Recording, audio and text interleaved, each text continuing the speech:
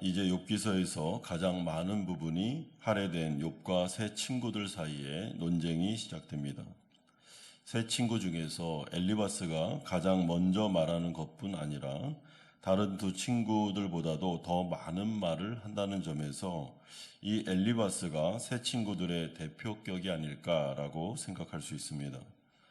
사장을 이해함에 있어 핵심적인 것은 3장에서 욥이 주장한 내용을 듣다가 엘리바스가 왜 침묵을 깨고 말을 시작하게 되었느냐, 이 문제를 좀 푸셔야 됩니다. 이것은 엘리바스가 끝까지 지키고 싶었던 그의 신학적인 입장으로서 인과응보에 대한 강한 신념 때문에 그랬습니다. 여러분, 그렇다면 이러한 인과응보의 일반적인 원칙이 꼭 신앙적인 세계 안에서도 적용되는 걸까? 우리는 생각해 볼 필요가 있습니다. 엘리바스는 이제 조심스러운 태도로 욥에게 반론을 제기합니다. 2절에 누가 내게 말하면 내가 실증을 내겠느냐? 누가 참고 말하지 아니하겠느냐? 엘리바스는 욥의 지나온 삶에 대하여 칭찬을 하는 방식으로 대화를 시작하고 있습니다. 여러분, 이것은 상대방을 설득하는 기술이고 또 다른 한편으로는 불편한 상황에 대하여 조심스러운 접근입니다. 3절에서 6절까지 나오는 손이 늘어진 자, 넘어지는 자, 무릎이 약한 자는 지혜가 부족한 자를 가리킵니다. 엘리바스는 욥이 이런 자들에게 지혜자의 역할을 훌륭히 과거에 해냈다라고 칭찬하고 있습니다. 그러면서 엘리바스는 이제 천천히 자신이 진짜 욥에게 하고 싶은 말을 합니다. 5절에 이제 이 일이 내게 이름에 내가 힘들어하고 이 일이 내게 닥침에 내가 놀라는구나. 이것은 욥이 당한 고난을 말하는 것으로 지혜가 없는 자들에게 주시는 하나님의 징계라는 주장입니다. 따라서 엘리바스는 욥이 과거에 참으로 지혜로운 사람이었음을 상기시켜주면서 욥은 절망하고 고통으로 힘들어하던 사람들에게 용기를 주고 넘어진 자들을 일으켜 세우고 돕는 역할을 잘 감당하지 않았느냐라고 반문하고 있습니다. 회복시키고 희망을 주는 격려자요 위로자였는데 하나님을 경외하는 일에 확신을 가졌으며 자신의 길의 완전함을 지키고 그것을 소망으로 여겼었는데 지금은 왜 이러고 있느냐라고 간접적으로 책망합니다. 엘리바스에게 있어서 그것은 욥의 과거일 뿐 현재의 삶에는 너에게 문제가 많다라는 것을 지금 지적하고 있습니다. 그러므로 엘리바스의 이러한 논리는 욥으로 하여금 지금의 불행을 자초한 죄를 인정하고 회개하라라고 강요하는 서론에 불과합니다.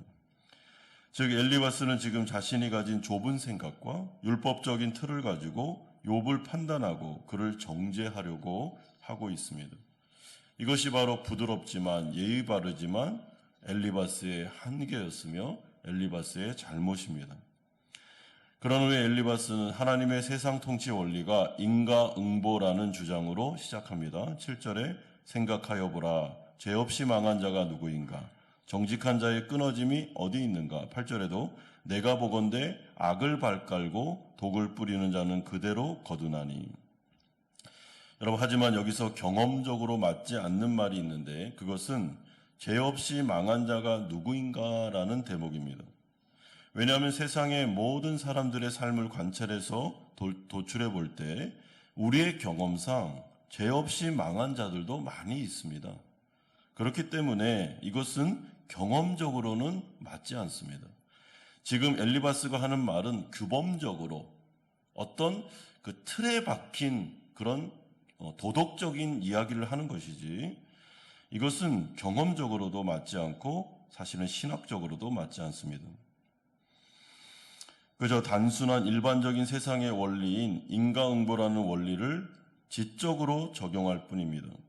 그리고 엘리바스의 이러한 욥을 향한 정죄는 욥이 죄를 지은 것을 목격한 이후에 한 말이 아니고 섣부른 그의 판단이었음을 우리는 알게 됩니다. 따라서 엘리바스의 말은 정당하지 못합니다. 그는 자신의 좁은 식견을 가지고 그 틀 안에서 욥을 정죄하고 사람의 인생을 평가하는 죄를 짓고 있습니다. 그러므로 진실이 아닌 말, 알지도 못하면서 떠드는 말은 고난을 당하는 자들에게는 결코 위로가 되지를 못합니다. 따라서 욥기는 계속해서 인과응보의 원리가 100% 예외 없이 항상 적용되는 규칙이 아니고 욥과 같은 예외적인 경우도 존재한다라는 것을 강조합니다. 즉 인과응보의 원리는 이 세상에서 많은 경우에 적용되는 일반적인 원리이기는 하지만은 신앙적인 세계에서는 꼭 들어맞는 원리가 아니다라는 말씀입니다. 그러므로 기독교 신앙의 영역에서는 의로운 고난이 존재합니다. 이에는 큰 영적인 의미가 있을 수 있습니다. 성도를 훈련시키고 연단시키는 점에서 또한 그리스도의 십자가 고난을 예표하는 고난으로서 의로운 고난이 존재하는 것입니다. 잘못했기 때문에 고난이 오는 항상 이런 식이 아니고 잘못한 것이 없는데도 성도에게는 고난이 올 수 있다는 것이죠. 이제 엘리바스는 환상을 통하여 하나님의 계시를 자신이 직접 들었다고 주장합니다. 그 계시의 내용이 17절에서 21절까지에 나오는데 그 핵심이 17절입니다. 사람이 어찌 하나님보다 의롭겠느냐? 사람이 어찌 그 창조하신 이보다 깨끗하겠느냐? 여러분, 이것은 허무하고 연약한 인간 자체가 하나님 앞에서는 불의하고 불결한 존재라는 뜻입니다. 그래서 하나님은 그 종이라도 믿지 않고 천사라도 미련하다고 보신다라고 주장하고 있습니다. 직접 그 환상을 통해서 계시를 들었다는 거죠. 하지만 이러한 엘리바스의 주장은 욥기서 1장 8절의 내용을 볼 때 사실이 아닙니다. 왜냐하면 하나님은 욥이라는 자신의 종을 신뢰하고 계셨기 때문에 그렇습니다. 여러분 이해가 되시죠? 하나님은 모든 인간을 신뢰하지 않고 천사라도 믿지 않는다. 근데 오늘 이 욥기서 전체를 보십시오. 하나님은 욥을 신뢰하고 사랑하고 믿고 계셨습니다. 따라서 엘리바스는 지금 자신의 좁은 식견을 가지고 그리고 경직된 신학을 가지고 하나님의 평가를 부정하는 거짓 증언을 하고 있습니다. 하나님과 인간의 질적 차이를 부각시키고 싶었기 때문에 인간을 지나치게 격화시키면서 도리어 하나님의 명예와 성품을 훼손시키고 있습니다. 따라서 지금 엘리바스는 자신도 모르는 사이에 하나님을 자신이 만든 피조물을 믿지 않는 분으로 만들고 있습니다. 즉 엘리바스는 지금 3장에서 주장한 욥의 인과응보에 대한 반론을 제기하고 싶은데 그렇기 때문에 너무나도 무리한 억측의 논리를 가져오고 있습니다. 이것이 바로 엘리바스의 무지의 한계입니다. 그러므로 엘리바스는 계속해서 지금 욥이 죄를 지었고 무지하며 그래서 지금 이러한 혹독한 징계를 받고 있다고 간접적으로 말하고 있지만 부드럽게는 말하지만 사실 속으로부터는 자신이 마치 하나님인 것처럼 판단자의 입장에서 욥의 인생을 지금 판단하고 있습니다. 그래서 지금 이러한 혹독한 징계를 받고 있다라고 말합니다.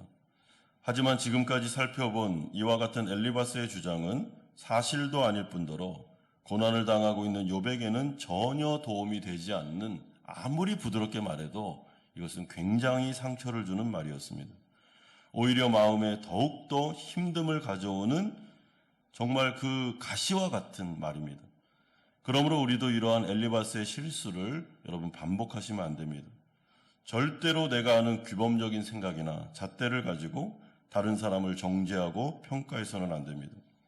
이에 대하여 예수님은 마태복음 7장 1절에서 2절을 통해 비판을 받지 아니하려거든 비판하지 말라. 너희가 비판하는 그 비판으로 너희가 비판을 받을 것이요 너희가 헤아리는 그 헤아림으로 너희가 헤아림을 받을 것이니라 라고 경고하십니다. 여러분 이 신앙의 세계에서요 우리가 다른 사람을 많이 비판하죠. 많이 정죄하면 참 이게 화살이 되어서 비판하는 그 비판의 기준을 가지고 다른 사람들이 나를 비판하게 됩니다. 그러므로 이런 자리에 있지 말라고 말합니다.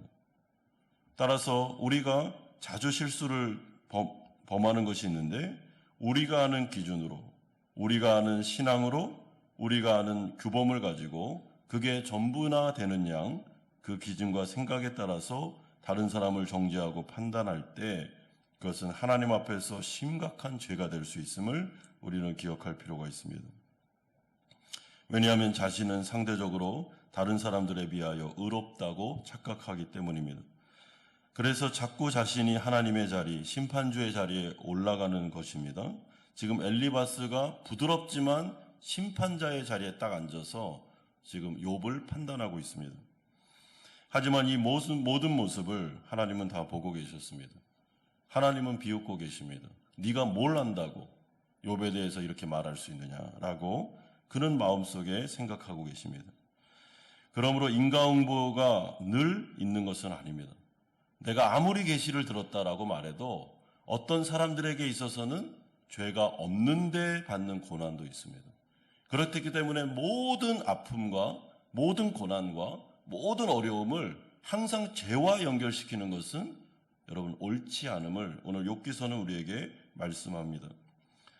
그러므로 특별히 아는 바가 없다면 그냥 그 고난당하는 분을 위해서 기도해 주는 것, 그냥 옆에서 함께 울어주는 것, 그리고 함께 손을 잡아주는 것이 좋지, 성도들의 마음속에 자기가 아는 그 좁은 식견을 가지고 죄 때문에 그래, 그러니까는 회개해 라고 말하는 것은 그의 마음속에 두 번 대못을 박는, 때로는 그를 죽일 수도 있는 일임을 기억할 필요가 있습니다.